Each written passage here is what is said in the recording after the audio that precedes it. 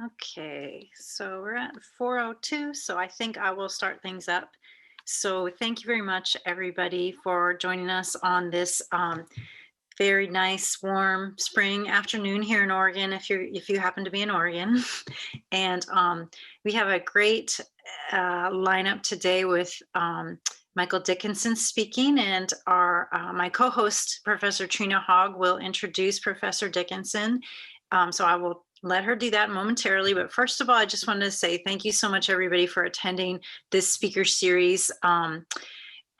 This is a ongoing series. I believe Professor Dickinson is about our 7th speaker, and we will have more speakers later in spring.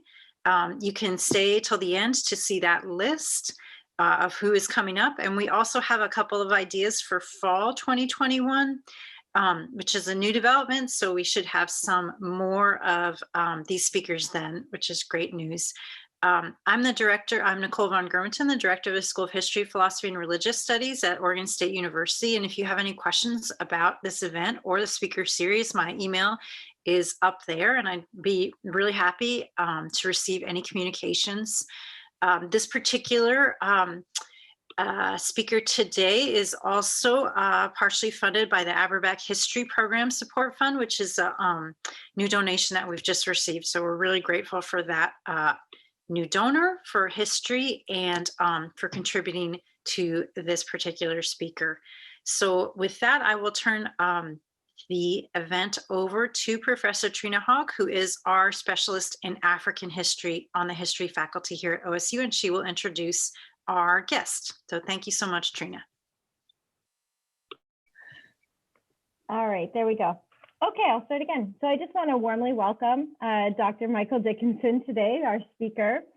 Dr. Dickinson received his PhD at the University of Delaware, and his dissertation, Surviving Slavery, Oppression, and Social Rebirth in the Urban British Atlantic, 1680 to 1807, used an impressive multiple archival sites across the globe, including Barbados, Jamaica, and Pennsylvania, to explore the types of kinships and communities that enslaved people formed in early Anglo-American cities.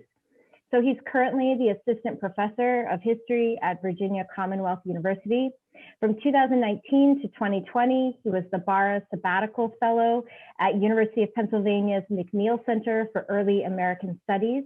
And his book, Almost Dead, Slavery and Social Rebirth in the Black Urban Atlantic, 1680 to 1807, is forthcoming, which is very exciting, with the University of Georgia Press. So welcome, Dr. Dickinson, and I turn it over to you. Thank you so much, Dr. Hogg, for that wonderful introduction, and thank you, Dr.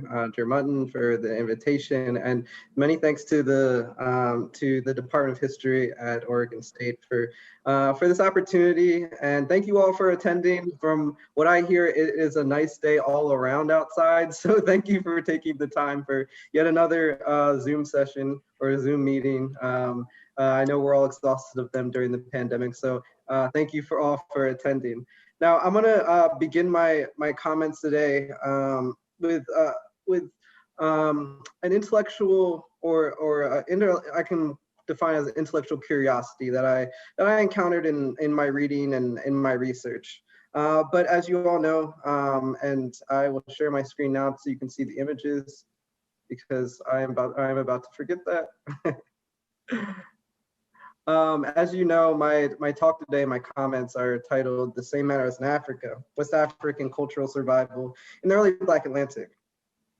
Quote, when I came to Kingston, I was surprised to see the number of Africans who assembled there together on Sundays, particularly at a large commodious place called Spring Path. Here, each different nation of Africa meet and dance after the manner of their own country. They still retain most of their native customs. They bury their dead and put victuals, pipes, and tobacco, and other things in the grave with the corpse in the same manner as in Africa, end quote. Oladewequiano related an astute observation of a phenomenon present throughout the Black urban Atlantic, worthy of further consideration. This was a landscape where the cultural impact of the continent could be felt and observed, where social rebirth ensured that West Africa could not be relegated to the margins of cultural memory. Urban spaces were important sites of cultural preservation and adaptation, aiding, limiting, and shaping the ways slave communities engaged in this cultural project. Philadelphia, Pennsylvania, Kingston, Jamaica, and Bridgetown, Barbados were all the settings for fellowship between captives at such cultural gatherings, as well as spiritual communication with the dead at urban burial grounds and fellowship with new arrivals in port cities. The three cities traded frequently, and notably the two West Indian colonies were the largest suppliers of captives to Philadelphia for most of the 18th century. And above, I posted, hopefully you can see advertisement in a Philadelphia newspaper for a group of enslaved Africans that were for sale in Philadelphia. But if you note that this shipment comes directly from Barbados. The networks connecting the three cities reflect the vibrant linkages between the Caribbean and mainland port cities throughout the century. Indeed, the endurance of West African traditions illuminates a network of communities connected by a shared and enduring cultural past rooted in a continent and ocean away. Upon entering an area of Kingston known as Spring Path, Equiano was alarmed. He was familiar with personal degradation and accustomed to witnessing repression. But what he was not used to observing were large numbers of bondspeople gathering autonomously. Kingston contained a much larger enslaved population than the cities Equiano frequented during his travels, likely making the site particularly striking.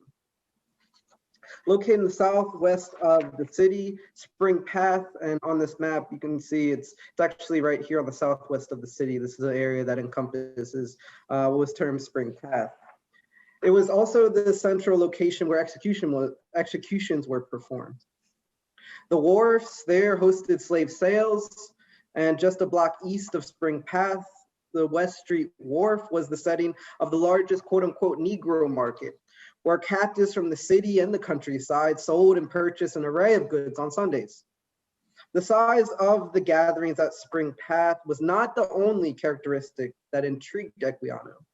He also noted that, quote, they still retain most of their native customs, end quote. Like Equiano, these Africans remembered and acknowledged their cultural traditions. The gatherings even drew the attention of white observers.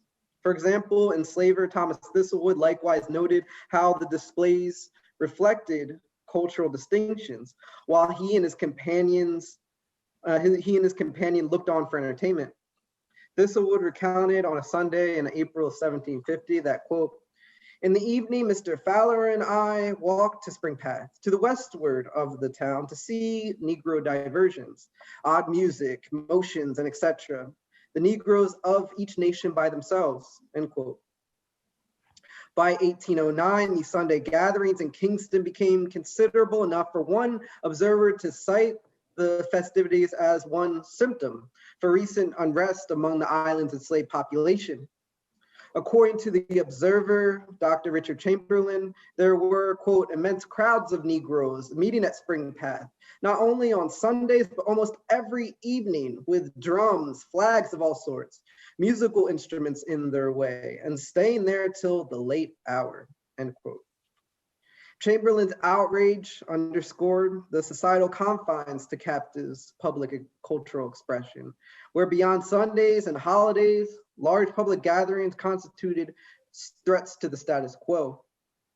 Abolitionist William Dixon made this balance all the more clear when describing Sunday gatherings in Bridgetown, Barbados. Similarly, in the early 18th century.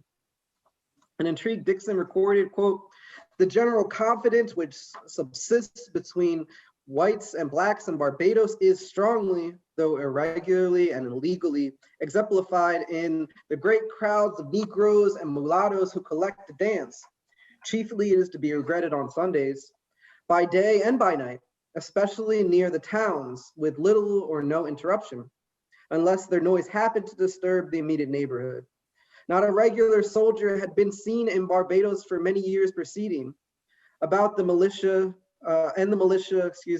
had become totally inefficient," end quote. Dixon proceeded to grumble about the, quote, "nocturnal dancing, fiddling, and drumming of the town Negroes," end quote.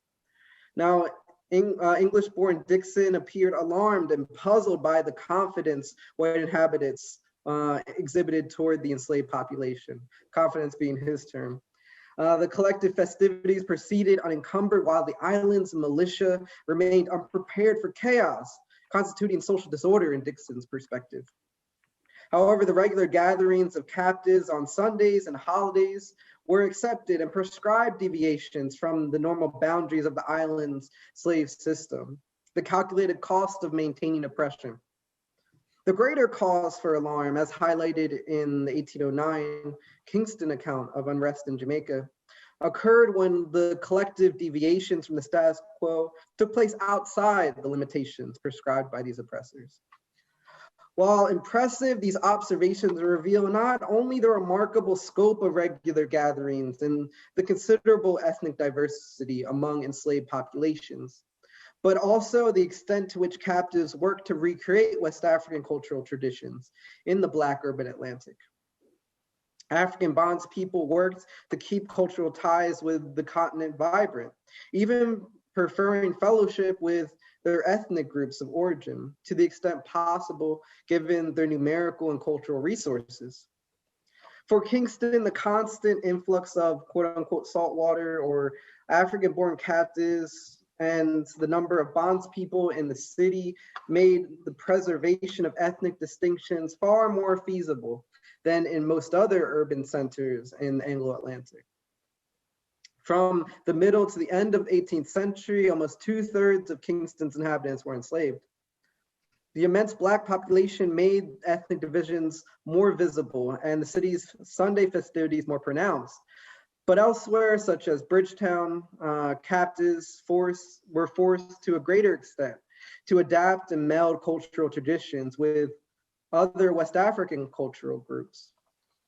Regardless of such distinctions, captives could and did find connections to home within Caribbean cities. Captives from Igbo land like Equiano could engage in social interactions with their countrymen, to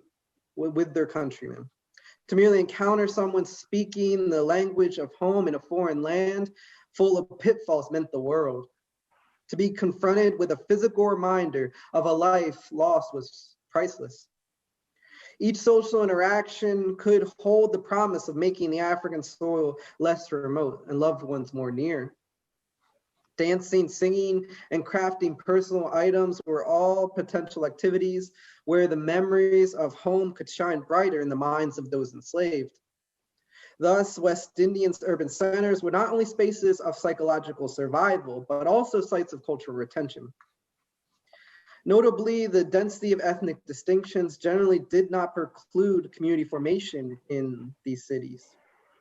The crack of the whip, the arduous nature of labor demands, the perpetual chance of death, these were constant burdens weighing on bondspeople. While such descriptions often conjure thoughts of plantation captivity, urban bondspeople confronted realities which could be similarly treacherous. Tensions between groups and individuals were certainly present, but forced laborers could not let contentions overcome. Moreover, many West African ethnic groups often had a number of cultural similarities. Though Kingston's demographics provided arguably the greatest opportunity to sustain ethnic distinctions, cultural cohesion remained a necessity. In the words of historian Vincent Brown, quote, "Yet these were not the same people they had been in Africa, drawn from hundreds of villages and scores of polities and numerous linguistic groups. They recognized categories of belonging in Jamaica that had not had the same purchase as the old world," end quote. Further, Brown underscored that captives, quote, "forged alliances based on shared languages, similar principles of social organization, and similar memories of the African landscape and territories," end quote. In short, syncretism or cultural blending was necessary for survival for people of African descent in the Americas, regardless of demographic realities. While Equiano did witness the preservation of ethnic distinctions, these are likely the result of cohesive ethnic groupings consisting of heterogeneous peoples melded together through cultural similarities. So the diversity witnessed still was a shadow of the ethnic divisions which were present on the continent.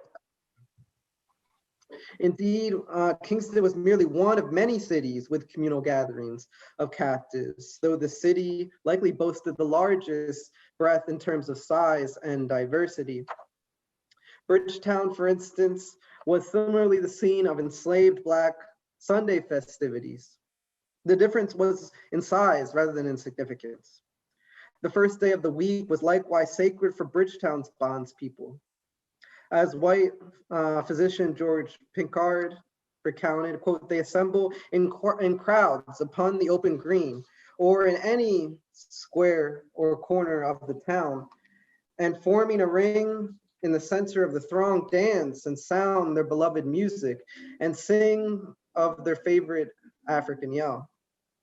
And above, you'll see a depiction of enslaved Africans dancing and congregating. And this depiction is actually from Trinidad, but unfortunately there's no depiction that we have remaining of such gatherings in Kingston or Bridgetown or Philadelphia for that matter. So I thought it was important, especially given the format of this talk, to have some visualization of what this could have looked like, right, in these urban spaces. These gatherings provided relief and renewal. For washerwomen, the scrubbing briefly ceased. For blacksmiths, the endless hammering shortly subsided. For domestics, the constant requirements of attending to slaveholders temporarily abated. Whatever their occupation and circumstances, Sundays could hold the potential for spiritual rejuvenation. But this brief relief often entailed further, albeit voluntary, physical exertion, much to the confusion of white observers. Participants exuberantly played the makeshift drums and guitars. Hands worn from the daily demands of enslavement found fresh life in making musical instruments yield their magical melodies. Other captives danced passionately to the rhythm until their legs almost left them, at which point they were immediately replaced in the circle by another lively soul. After 6 straight days of hard labor, why congregate for additional exertion? Why spend another day sweating under the perpetual attack of the sun? Such were the probing questions of white onlookers in Bridgetown and other West Indian port cities. The answer was clear in the minds of those enslaved. The displays were acts of rebirth, not toil. Though physically exhausting, the rituals were spiritually refreshing. The urban centers acted as sites where enslaved Blacks could express themselves and reaffirm they were more than chattel. Now, Sundays allotted enslaved people's greater space for life beyond the rigors of work. At communal celebrations from throughout the Atlantic, bondspeople renewed their spirits and refreshed their cultural ties to the African continent by communing with the living. But Sunday was also a time for fellowship with those physically absent but spiritually present. In part, this was a reflection of a human need for closure and emotional release after someone left this life. White or Black, enslaved or free, societies demand cultural norms to honor the act of a soul leaving a body. Remembrances of the deceased life connecting with the bereaved, consecrating the lifeless vessel to the earth, all common human rituals. Collective funeral practices among those enslaved reflected the shared tribulations of captivity. Beyond a human perspective or practice, captives' burial rites in the Black urban Atlantic reflected continuity with our remembered West African past. This was a reality Equiano also noted in 18th century Kingston. According to the former captive, quote, they still retain most of their native customs.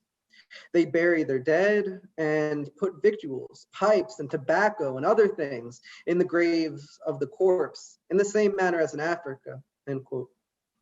His conclusion was apt. In many pre-colonial West African societies, including the Akan, the Igbo, and the Congolese, sending off loved ones from this life and communing with the deceased were vital customs. Death was not a finality, but part of a continuum worthy of celebration and reverence. Such a worldview also sheds light upon the cultural travesty of the slave ship, where Black bodies riddled the ocean floor, both willingly and unwillingly, a break with the cultural mores worthy of consideration and lament. But this expansive vision of the spiritual life cycle also serves as a critical context to comprehend why numerous captives voluntarily jumped off ships in the shark-infested waters. These were not acts of finality, but acts of liberation, securing entrance into a new phase of the life cycle where the spirit returned to the continent once again. In Anglo-America, white observers were often perplexed by enslaved funerals. Slaveholder Brian Edwards describes a captive burial in urban Jamaica as a celebration rather than a lamentation. According to Edwards, quote, at the funeral of a respected friend, they exercised themselves in dance and accompanied the ceremony with loud and warlike music, end quote. The burial was so lively, it appeared that, quote, the Negroes regard death as a happy event and look forward to their deliverance from slavery and life with a satisfied eye, end quote. But the display described was likely more than a collective catharsis, reflecting joy that the present troubles of enslavement were now past trials for the deceased. The spirited funerary process was also a demonstration of traditional West African beliefs. The dead exited this life, physical life, as it were, from an eternal to an eternal spiritual realm. Death was the beginning rather than the end. Therefore, the passing of a community member solicited joy rather than grief. Other Caribbean cities, such as Bridgetown, Barbados, were sites of similar enlivened funeral practices. The silence of death was eclipsed by the melody of instruments and the cadences of song. Tears gave way to smiles as urban bondspeople left the mortal world. In the words of Dr. Pinkard, quote, grief and lamentation were not among them, nor was even the semblance thereof assumed. No solemn dirge was heard, no deep-sounding bell was tolled, no fearful silence held. It seemed a period of mirth and joy. Instead of weeping and bewailing, the followers jumped and sported as they passed along and talked and laughed with each other in high sensitivity, end quote. These expressions of grief were mediated through white eyes. Despite that fact, the lively processions were noteworthy manifestations of captive resilience. Faced with exploitation, they survived. Encountering brutality, they endured. Confronted with death, they found hope. Mortality helped urban enslaved communities renew their ties to each other and to West Africa, to societies lost but not forgotten, and societies forged but always precarious. Whether in the Caribbean or on the mainland, port cities were central settings for this fellowship with the living and the dead. But if Kingston represented the largest and most diverse gatherings of captives for collective West African cultural celebrations and traditions, Philadelphia perhaps reflected the breadth of West African cultural adaptability. The city of brotherly love was the destination for hundreds of bondspeople from the West Indies and the African continent before the Revolutionary War. But the overwhelmingly white-dominated city with a growing number of African-born captives necessarily created the setting for cultural retention and extensive adaptation. Equiano's description of Sundays in Kingston did indeed have some resemblance to the first day of the week in Philadelphia, but the cultural landscape of African-descended peoples there changed dramatically over the 18th century. Like elsewhere in the Black urban Atlantic, West African cultural traditions endured in Philadelphia and aided in helping the taxing march through lives of captivity. The monotony of domestic service, the predictability of artisanal labor, the everyday toils of the wharf, regardless of the type of labor, comfort could be found in spirituality. In mainland northern cities like Philadelphia, with relatively small enslaved populations, the type grasp that captives held upon West African religious practices often loosened considerably over the course of the century. Unlike in Caribbean cities, where large numbers of captives and high influx of African laborers refreshed cultural ties, captives in Philadelphia were more dispersed and new imports far less frequent. Enslaved Philadelphians certainly would have held onto memories of homeland traditions nonetheless. Equiano explained this dynamic in his own life, recounting, quote, "The manners and customs of my country had been implanted in me with great care and made an impression on my mind which time could not erase, and which all the adversity and the variety of fortune I have since experienced served only to rivet and to record." He continued, quote, "I still look back with pleasure on the first scenes of my life, though that pleasure has been, for the most part, mingled with sorrow," end quote. Cultural memory continued despite the torments of captivity and the demands of forced labor, and that very continuity reflected the substantial value placed upon West African cultural traditions in these communities. The struggles of slavery helped make such remembrances all the more dear. Now, notably, captives in mainland cities participated in collective festivities through much of the century as well. Philadelphia's Potter's Field, later renamed in the 19th century and now known as Washington Square Park, was a central location for such gatherings.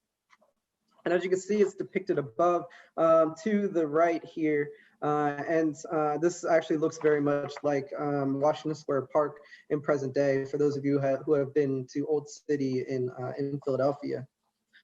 Now located just a few blocks south of the city's central market district, or Market Street in present day, colonists first established the Potter's Field as the stranger's burial ground, as well as a graveyard for Black inhabitants who left this physical plane. Captives demanded sufficient time to bury their dead as early as 1699. In fact, historian Gary Nash has convincingly argued that the spatial separation between the stranger's burial ground and the Black cemetery was likely the result of Black protest, more than white demands for segregation. The cultural weight of West Africans often placed upon honoring those who entered the spiritual realm adds credence to this interpretation. The unfortunate irony was that the city's Black residents were perhaps unable to keep their burial grounds sacred and sanctified. White Philadelphian Elizabeth Drinker, for instance, casually wrote in her journal in October of 1774, quote, "Took a walk this afternoon to the new prison. Workmen very busy there. Walked in the Negro burial grounds and went to J. Dickinson's new house. Came home to coffee," end quote. It should be noted, Drinker's leisurely walk through the Black burial ground was taken on Friday. This suggests that while captives were often given control over Washington Square on Sundays and holidays, white inhabitants freely could and likely did travel over and through this terrain regularly. Such actions reveal both cultural ignorance of and apathy toward West African worldviews and cosmologies and concepts of the sacred. While captives danced within burial grounds, their footsteps were not casual or cursory, as was the case with white inhabitants like Elizabeth Drinker. On the contrary, the movements of captives' feet honored ancestors and deities. These were purposeful movements with cultural significance. The description of Washington Square festivities also mirrors the accounts of Sunday's celebrations in Caribbean cities. Despite the significantly smaller proportion of African-born bondspeople in Philadelphia, West African influences and memories of cultural traditions shone through nonetheless. It was through these communal activities that captives could connect with communities they left behind and embrace the communities they now adopted. Through these actions, bondspeople could momentarily set aside the innumerable cares and frustrations of slavery. Here, laborers could seize the relief the past 6 days denied them, and bondspeople could renew their spirits for the next 6 days ahead. Thus, Sundays act as important times for regeneration, and spaces like Washington Square are significant sites for imagining freedom. Further, while such gatherings remain significant for Philadelphia's enslaved population, there were also times where ethnic divisions could be witnessed. The groups which captives separated into would have been substantially smaller, and the number of divisions likely far reduced when compared to Kingston, for example, due to the smaller enslaved population in Philadelphia. Likewise, demographic realities likely forced cultural amalgamation among ethnic groups with substantial cultural similarities to a greater extent than in a slave society like that of Bridgetown or Kingston as well. Nonetheless, enslaved Africans remembered and passed cultural traditions down to their descendants in the city. Though removed from the African continent, bondspeople continued to practice the traditions of their home. Dances repeated in movement, songs still graced the air, and languages continued to be uttered. Cultural festivities in Philadelphia appeared to have been most visible and lively on holidays and fair days. Slaveholders often permitted freedom to gather on final days of fairs for this purpose, which attracted large numbers of bondspeople. One aged inhabitant from Philadelphia recalled Washington Square Park hosting, quote, once more than 1,000 captives of both sexes on such days, end quote. Philadelphia was not alone in serving as a setting for collective West African cultural expression on special days among Northern mainland cities. Similar events took place in New York, Albany, and to a lesser extent, Boston. Enslaved Blacks could dance dances and sing songs passed down from their ancestors. They visited the graves of community members physically absent, but spiritually present, leaving gifts. Visitors left offerings of food and rum for those who escaped their mortal form, sacrifices to engender favor from the spirits. To aid a departed soul would have been to secure favor from the realm beyond. But these cultural celebrations were not to last. It appears that these collective West African cultural expressions became increasingly rare in Philadelphia by the early 19th century. This was likely influenced by the deep decline in slave importation into the colony from West Africa by the Revolutionary War. People of West African descent in the city would no longer have the physical reminder and cultural renewal that fresh imports continued to provide in cities like Kingston. Now, to the extent that country-born or Creole captives were influenced by parents and other bondspeople, they would be purveyors of a West African past. Indeed, cultural traditions began being refreshed by new arrivals by the 18th century. Many captives in Philadelphia were dependent on personal memories and that were instilled by loved ones. Slave traders could rip captives from the continent, but could not wholly remove cultural remembrances from their intellect or lineage. As ethnic distinctions were visible within collective celebrations in Philadelphia, as they suggested, West African cultures were far from homogeneous in urban mainland cities, but increasingly, particularly as the city's population became more Creole, cultural similarities between the city's African population melded into increasingly composite African or Black identity. People of African descent throughout the Americas worked to the extent possible to recreate communities and traditions. However, the realities of bondage made captives reach across ethnic divisions toward others with close cultural similarities. This could be seen in Kingston, Bridgetown, and Philadelphia, and across the Black urban Atlantic on select days throughout the 18th century. But the smaller African-born population in Philadelphia, as opposed to Kingston, meant these cultural reaches required further extension. Therefore, while the considerable ethnic divisions which could be seen in Kingston Spring Path were not reflexive of the more extensive ethnic divisions found in West Africa, this was far more true for the divisions visible in Philadelphia's Washington Square. Even the timing of such gatherings, relegated to Sundays and holidays, recognized by slaveholders, were alterations from when feasts and collective cultural expressions occurred in native villages. Regardless, West African ethnic divisions would have been difficult for white observers to notice, and similarities difficult for Black Philadelphians to maintain by the turn of the century. Now, tantalizing little information remain about what these Sunday gatherings looked like in the urban Anglo-Atlantic, beyond the separation of captives into different ethnic groups. The ethnic demographics of the slave trade to the British West Indies and Jamaica in particular did reflect a number of trends, however. And above in the map, you'll see some of the spaces and areas where populations came from in West Africa that help us to imagine what some of these groupings look like. Now, the Bight of Biafra produced the most captives in Jamaica during the period of slavery, an estimated 25.5%, followed by the Gold Coast at about 22%, West Central Africa at 13%, and the Bight of Benin at around 9%. This suggests that, for instance, the Igbo peoples, who were demographically dominant among captives extracted from the Bight of Biafra, right above, if you can see right here, had a strong presence in the colony.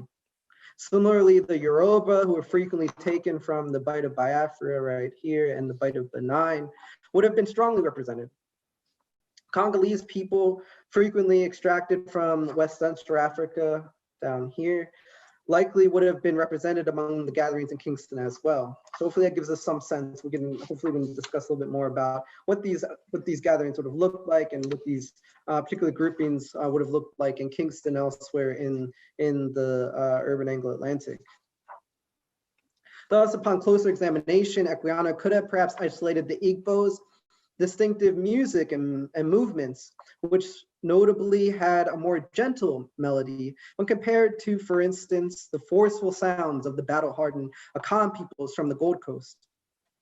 Equiano also noted that during collective festivals in his native village, dancers separated themselves into groups based off of gender and marriage status. The gendered separations, along with cultural distinctions of performance, such as music and dance and dress, were some of the potential ways that various ethnic groups could have been distinguished in Kingston's festivities on Sundays.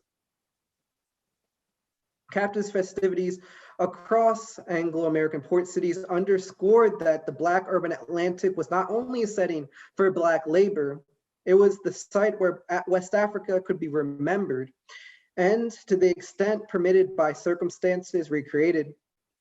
Urban environments in the Caribbean and on the mainland aided and influenced both the nature of these communities and their collective acts of cultural remembrance, ensuring that the ties to West Africa continued. Regardless of their appearance, captive engagement in these cultural traditions served the essential function of allowing people of African descent to endure subjugation. Misery was ever present, struggle was a constant reality, exploitation was a common indignity, but communal gatherings and spiritual fellowship helped temper the indignity of servitude. Each song connected captives with memories of home, and each dance movement provided a sense of normalcy. It was through acts of cultural remembrance and spiritual relief, therefore, that bondage people found a measure of strength to survive the days to come. Thank you.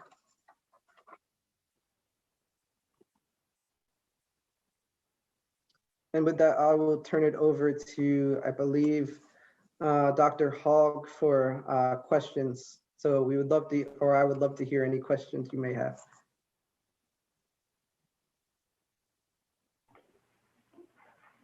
Sorry, there I have the sun in my face. So folks can place their questions in the Q&A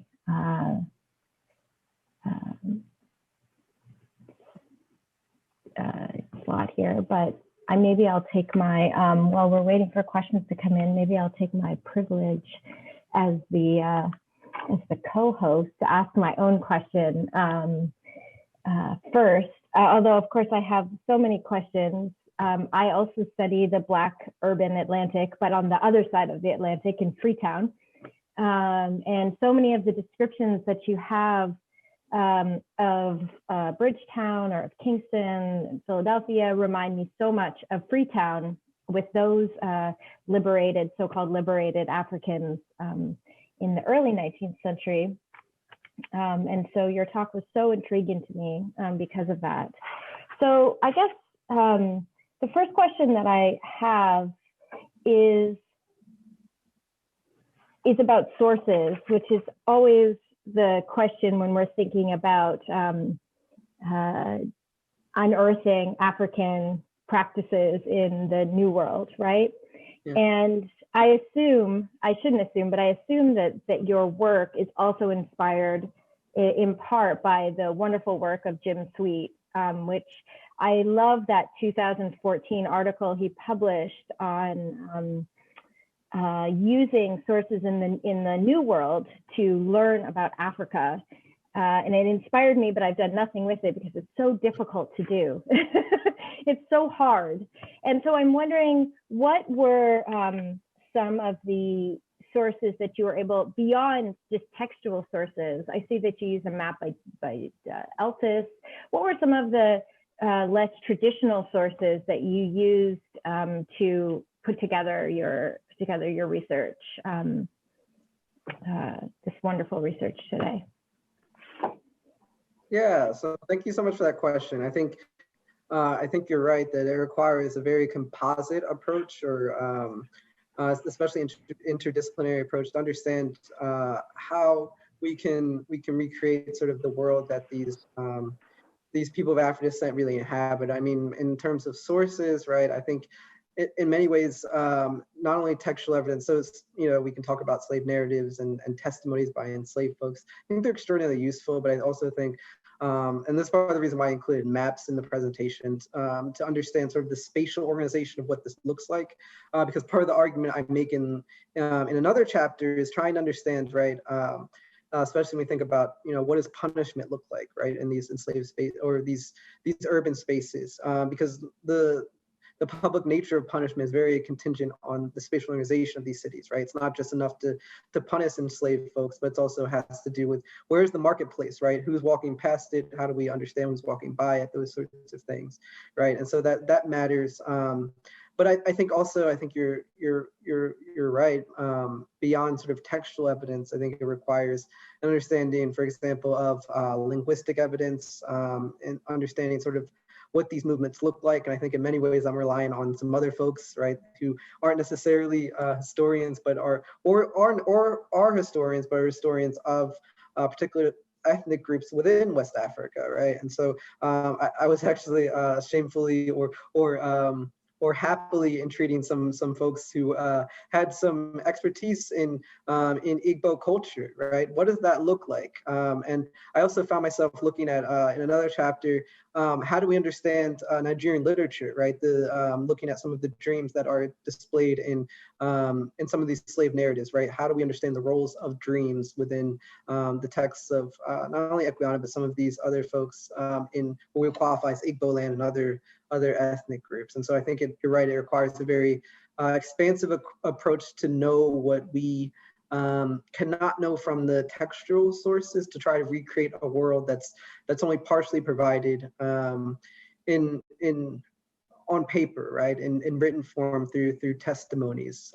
So I think you're right, it's exhausting work, and hopefully I hopefully we can both be part of that project. But I think it's definitely a growing project, and I think increasingly through every generation of historians, we're getting closer and closer to try and provide more of a perspective of what those worlds look like, what that experience looked like, what those experiences look like within those communities. I really am heartened by, for those that are listening to, sort of new documentaries that have been coming out, like Ghosts of the Amistad or The Language You Cry In, that's kind of an older one, or There We, these new documentaries that are either bringing Africans to the New World, or folks to the New World, to the Americas, or people from America to Africa, and sort of showing that there are these links in culture. And then I think gets more than just historians really interested in figuring out which traditions have remained, how they've remained, and that sort of thing as well. So it's hitting the public history as well as a longer conversation, of course, that's been happening among academics as well. And I'm just going to jump in the questions here to, because it's relevant to what we're talking about. So I will get to everyone's question, but I'll try and get like a free-flowing conversation here. Angela Mitchell asks, did you find that there were more source materials in certain parts of the Caribbean than others? So that kind of is relevant to what we're talking about. Yeah, that's a really good question. I think for those folks who study these areas, and I think we're all surprised at the breadth of material in Jamaica, especially. But there's sort of the dearth of material in Jamaica. It's hard, a bit difficult to get access to. But I think Jamaica I was surprised at what's there in terms of just the large amount of material. But also in so much that there might be a large amount of material, it's hard to, and I think this goes to the question of sources, right? It's also hard to read against the grain, so to speak, within, for example, how do we think about the parish records and the minutes of the local government, right?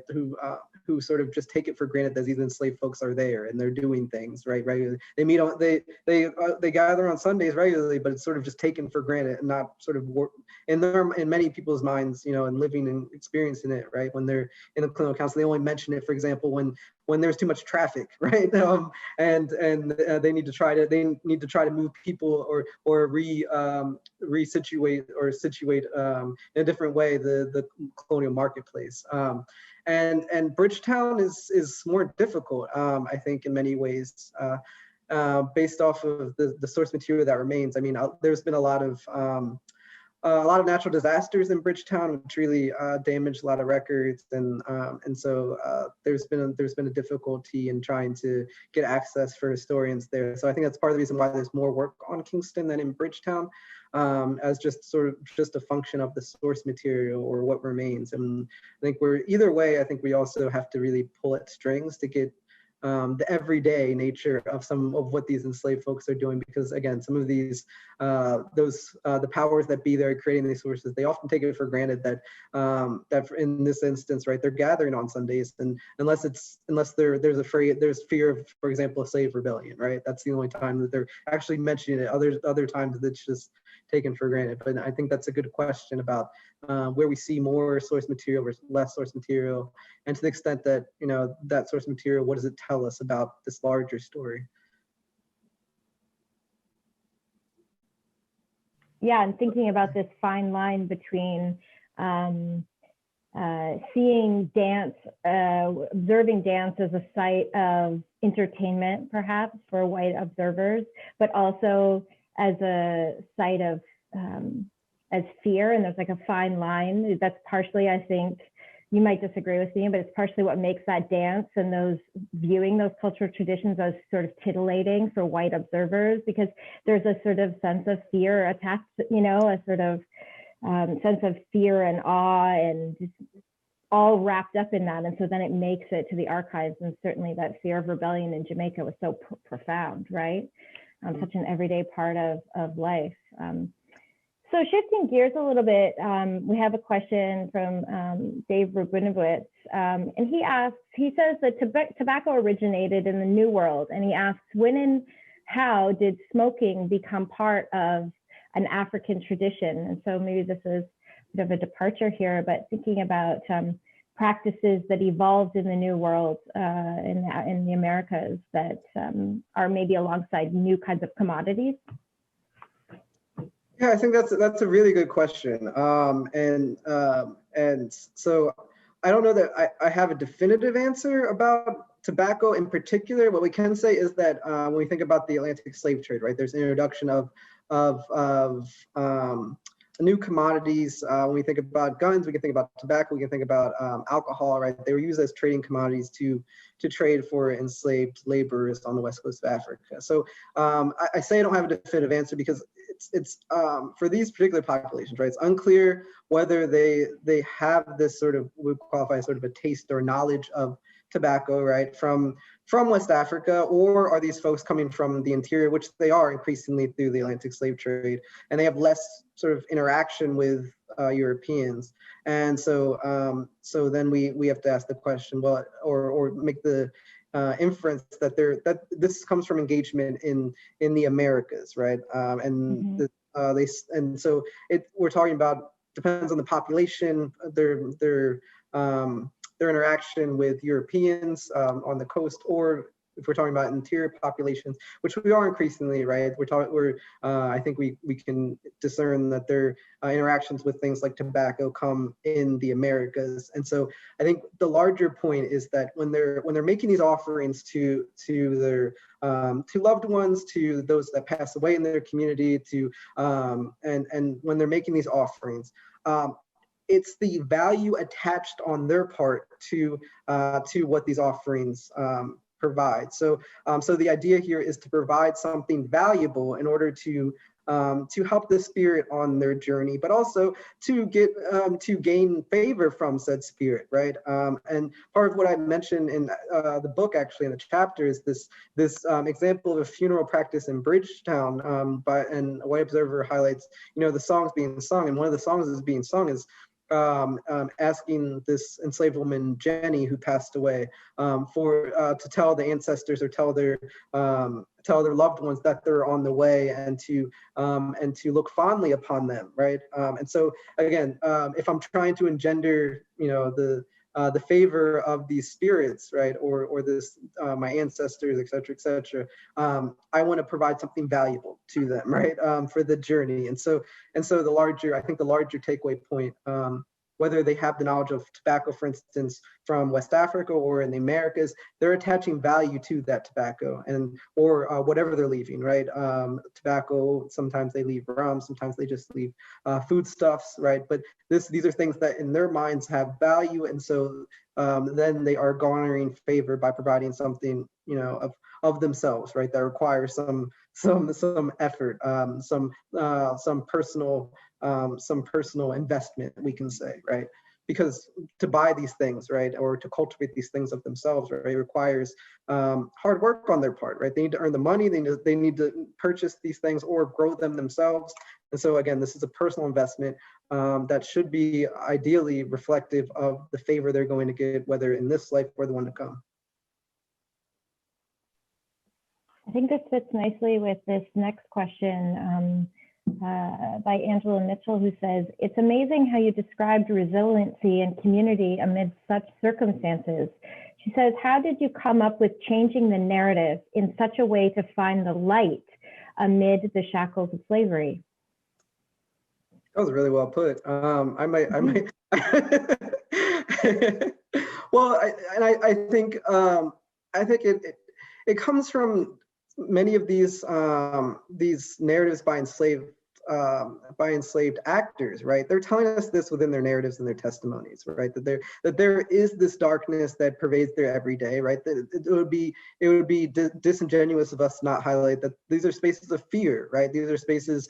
I mean, right before this, the chapter that this talk is taken from, I really delve into, what these spaces of fear look like in ways that we don't really ascribe to urban centers throughout the Atlantic, and we should. But within that, they're also highlighting, right, that they have these memories that really help them get through the day, right, and that it can't be all fear dread, woe, and misery, right? Because they have to get through, right? They have to keep going.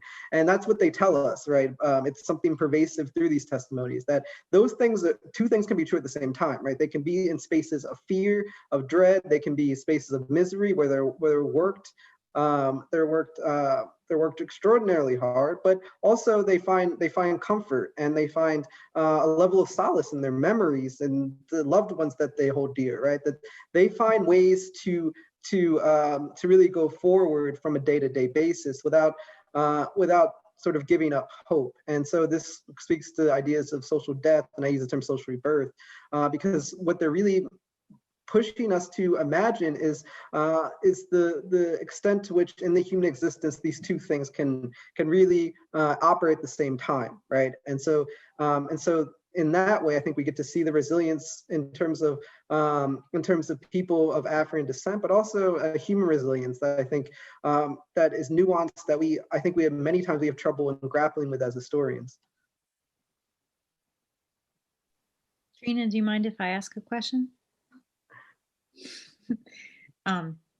Michael, I love that answer, and I've been noticing that more and more in the manuscripts I've read, including of your book, and I'd just love to see that. And we had Miguel Valerio speak a month or so ago, and he's doing a project on like festival culture across different sites, but especially Mexico City. And he also had to draw together sources, very, very dispersed sources, in order to really provide a good picture, because what he has is so ephemeral, right?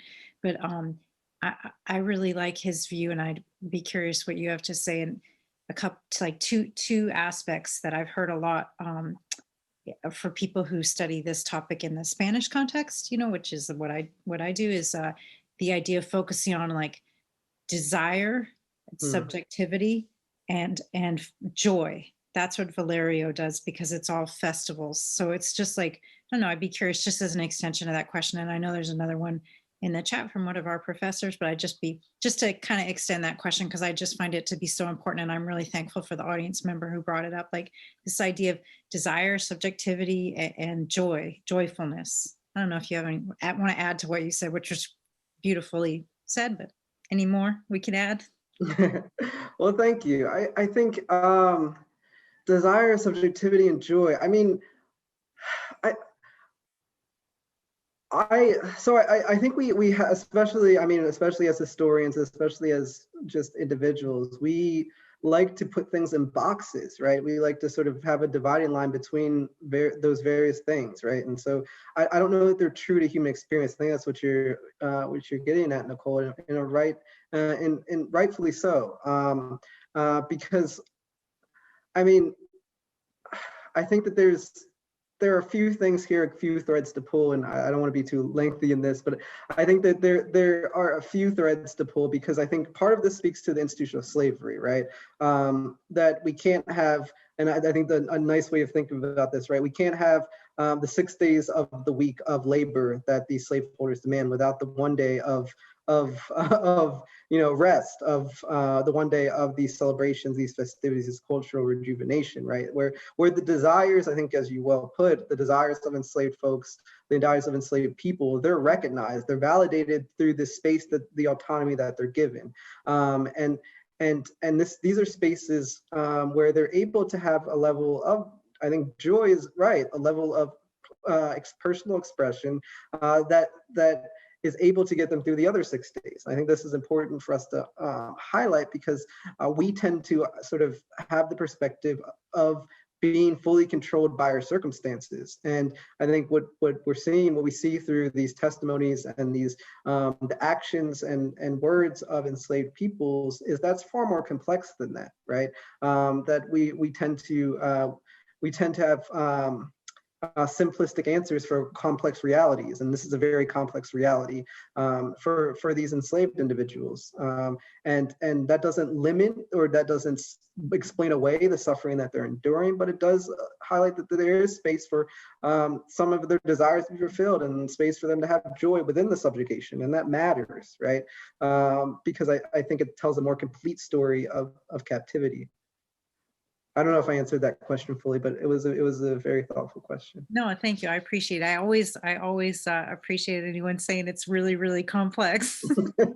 I think as historians, that's my favorite aspect of history. It's just never ending complexity, right? And it's not just trite, like that's a real message, right? Right.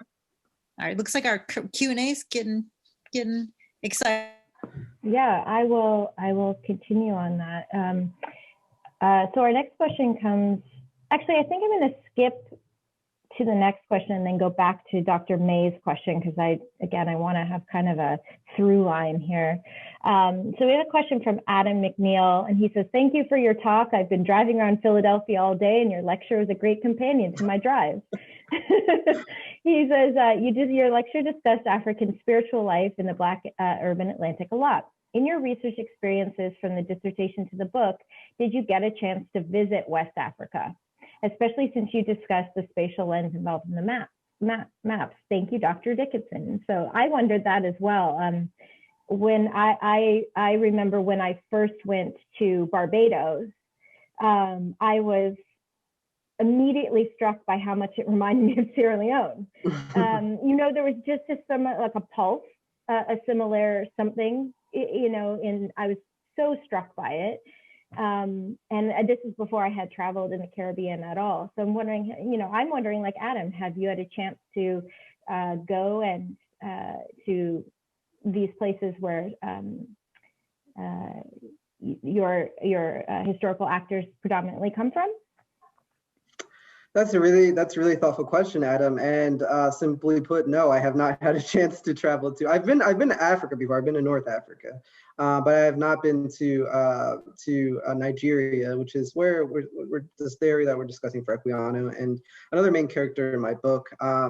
But I think that he's giving me ideas for a second book to try and understand sort of these spatial organizations of what and understand these cultural roots in West Africa to a greater extent. And so I think that would be a powerful inclusion into understanding, right, what these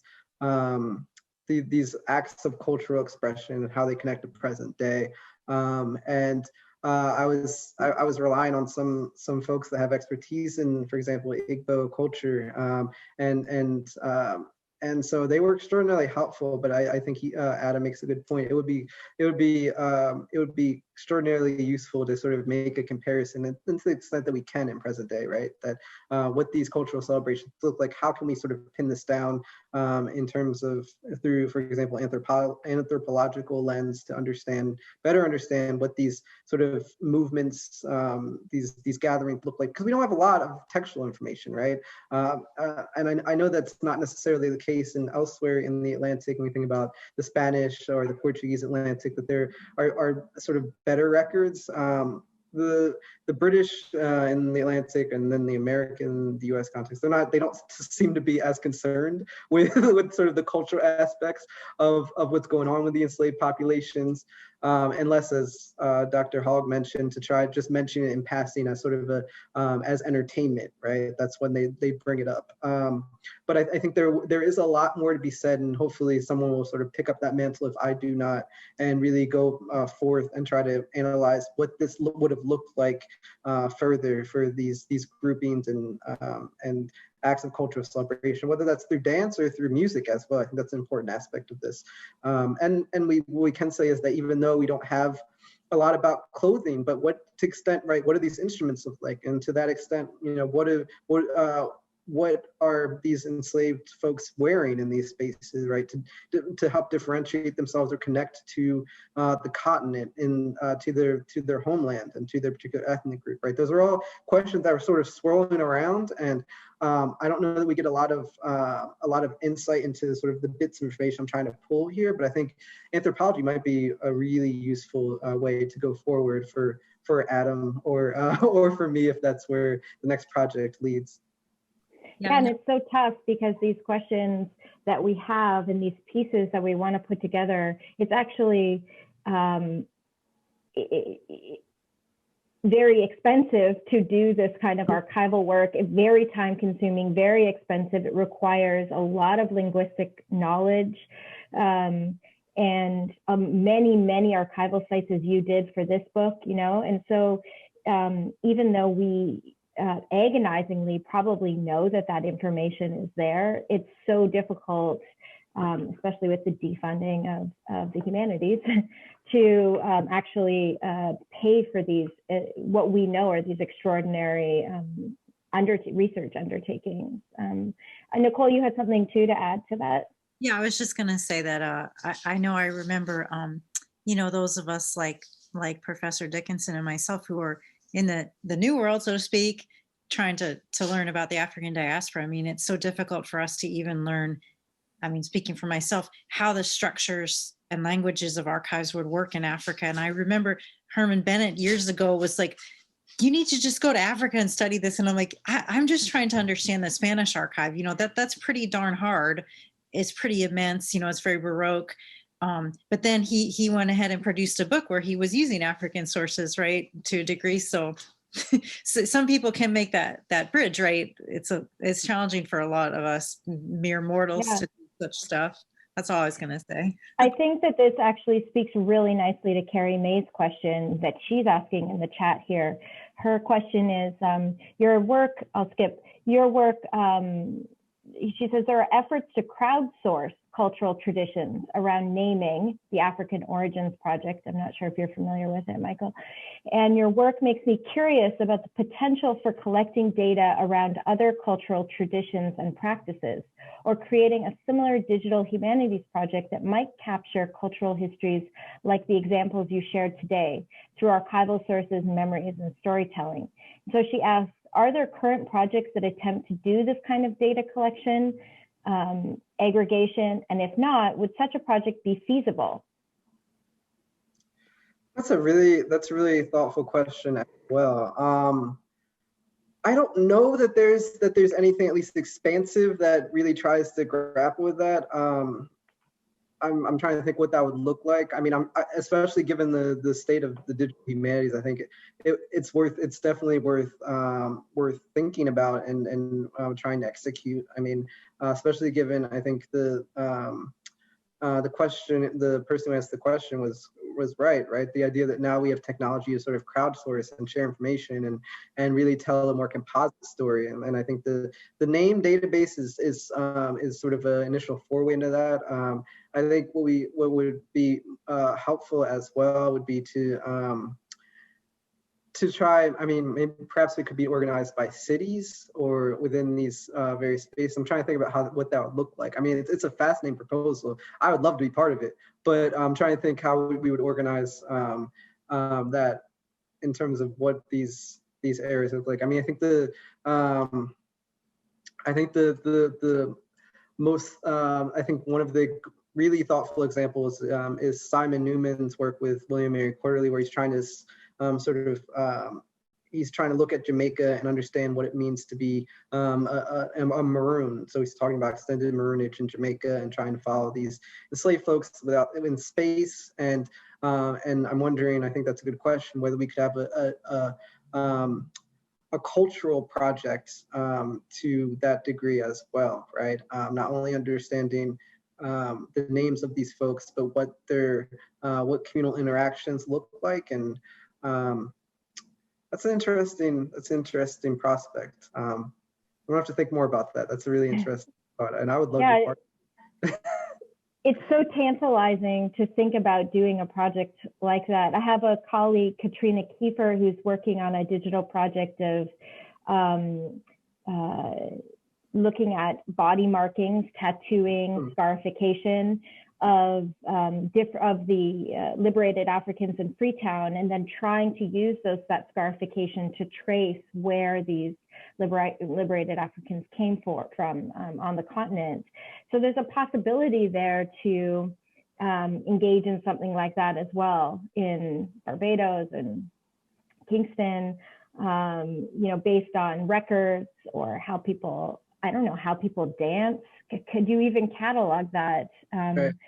I also know someone who's trying to do sort of a virtual reality where they create these virtual realities of slave ports amazing. Imagine you could have, Zoom around and look at someone dancing or something like that. It would be so incredible to get folks outside of academia to assist in that kind of project, right? And really make it come alive for people. I'd love to be part of it too. Maybe we've got a project going together here, maybe, Michael.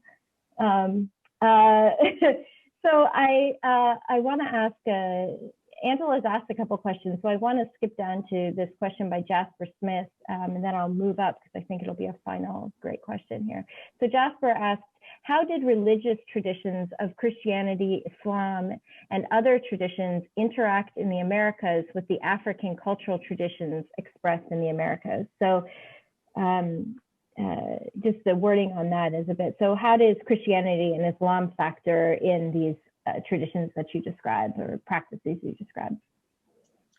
Yeah, that's a really thoughtful question. Now, so for the areas I'm discussing, so for the British West Indies, and if we go up to Pennsylvania, Philadelphia, and sort of the northern Atlantic, where there's not a huge Islamic influence there. When we think about the Islamic influence, we're thinking more of, for example, South Carolina. And so Michael Gomez has done some work on that, trying to think about, how do we see the through line or connections to Islam. But I think a thoughtful connection, I think, would help us understand sort of what's going on in these spaces, particularly Philadelphia, is the role of Christianity, right? And so we can talk about how Christianity sort of penetrates into these communities, but I think, given the time period that I'm discussing, so the long 18th century, it's clearest in Philadelphia. And so in the book, I actually go through, we talk about the arrival of independent Black denominations. That once there's sort of an end to these gatherings of Africans in Washington Square Park, and there's less and less gatherings, and it's sort of, from what I can tell, comes with the Revolutionary War, sort of a termination of this. And by the end, once we get past the Revolutionary War into the 1790s, we have the arrival of independent Black denominations. And what we can see is that in their worship practices, right, that they very much meld West African practices into their worship practices. So their services are notably longer, right? They have what we would term as spirituals, rather than sort of the more rigid songs of their white counterparts, right? And so we have a few quotes there. We can talk actually a few quotes from white observers that come into these worships, these spaces of worship, and on Sundays, and they're sort of taken aback, right? Because the songs are distinct, right? They're more emotional, right? There's a call and response segment to their worship. They're longer. They have these various elements that we can certainly tie to West African. There's been a range of scholarship that really looks at what this through line can be through connecting West African religious practices to Black denominations, and so. And how this sort of melds with Christianity, whether that's in Mother Bethel and Richard Allen's congregation in Philadelphia, or Absalom Jones' St. Thomas's congregation, right? It's very clear that there is this West African through line. We can see it through the songs, we can see it through the process of worship, and what what's sort of accepted within these spaces, right? And I think it's important to also highlight that this is all seen through a white lens in many ways. So how much more so without the white observer there, right? When we see this level of West Africanness, quote unquote, in these worship practices and spaces and these Christian denominations, right, in Philadelphia and elsewhere. And I think that's a useful way to think about this cultural.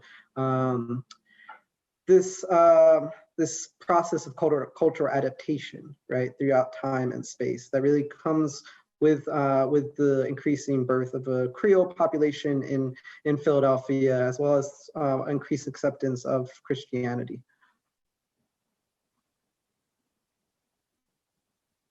I think you're muted, Trina. I have a brain block when it comes to the mute. Everyone knows who goes to my faculty meetings with me.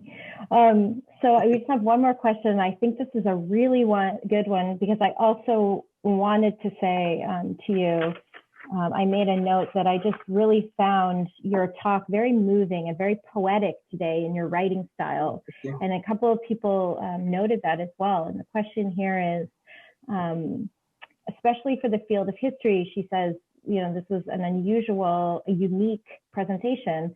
Who are your favorite historians and writers? I really like how you craft the narrative. It's very engaging and made me feel connected to the past in a way I don't often feel in historical narratives. And so maybe we want to end a little bit with who you've been inspired by, and then maybe for like the students in the audience, some tips on writing history to make it, you know, really engaging and exciting for folks.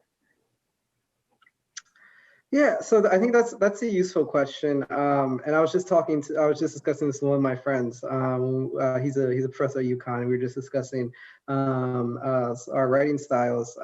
And I will say I think this comes from sort of a general thrust of history to trying to understand beyond just the text, and also make work more readable for our general audiences. And I think that, so I definitely admire the work of Eric Armstrong Dunbar. I can think of Vincent Brown, right, who I actually quote.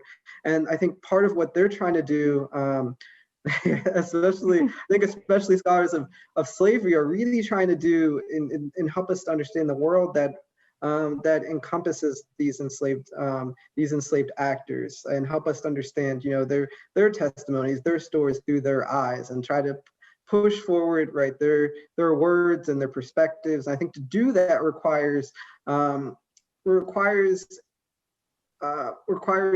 of a, well, let's say less of a formulaic writing of history, but I think more requires some intellectual creativity, perhaps, in trying to really grapple with all those things, right? And so to the students out there, I will say I did not start out this way. This is something throughout time and space. I think part of what it requires is getting sort of the nuts and bolts of historical writing, and then eventually, I think, as time goes on through time and space, I think we all become sort of better at understanding our sources, understanding, you know, the world that the folks are writing about inhabit, to understand those things and try to communicate it to our audience. And so that's my goal, not only to write something that's more readable, but also to help recreate a world here, a sort of a worldview, a perspective. I think language helps us with that in ways that we don't have a lot of resources, right? We talked about the source limitations and some of those things, but what we do have in some cases is language, right? That language can help out in trying to help us to better understand and visualize and comprehend a world that sometimes the sources do not allow us to fully grasp. And so that's sort of my perspective, and we'll see what the reviews look like for the we'll see if other people appreciate it. Yeah, I always say to my students, you have your sources, the text, and this, you know, your source material, but your other source is your heart. It's your empathy. It's your ability to try and put yourself in the place of whatever historical actor you're looking at, and really try and think about the world in which they live in, and what, you know, we have our shared humanity actually in common, whether you're from West Africa or you're from China or you're from, you know, New York City. There is a common humanity that allows us to be empathetic with our historical subjects, right? And I like that. I don't think it's saying too much, but the liberty you take in your prose to connect us, to connect our common humanity to these actors that existed so long ago, you know, especially actors that, of course, were so degraded in their time. And so then we can kind of do them justice in telling their story, you know. Well, I really enjoyed this talk today. This was a great way to start the weekend. Thank you. Is there anything else, Nicole, you want to say, or Michael? This was fabulous, fabulous questions from the audience. Yeah, no, I really appreciate your visit, Michael. And I do have a final screen I share real quick. And then we shut things down really rapidly. So I just want to say thank you to you both. And thank you so much, Michael, for taking the time. And Trina, thanks so much for organizing a really nice Q&A for us. And I will, so hopefully we'll all be in touch again. And I'm going to share my screen, which is the flag of end. And I will say, well, I will say thank you everyone for attending, and thank you for the opportunity. It's been a pleasure. Yeah. Sorry to cut you off. Yeah, no, thank you. And I just only want to point out to everybody out here still that we have another talk coming up. We have spring break, and then we have another talk on Wednesday, April 28th at 4 p.m. That's Adam Getachew from University of Chicago, political science, so a little different. I believe that my colleague Marisa Chappelle will be doing the Q&A for that. It's in her area. And then we have upcoming people in spring that we are just currently organizing. And as I said, look forward to fall also. And I know all of these speakers are going to be as engaging as they have been all along, including today. So I really appreciate everyone attending, and especially our panelists here. So thanks so much, and everybody have a good weekend and enjoy the spring.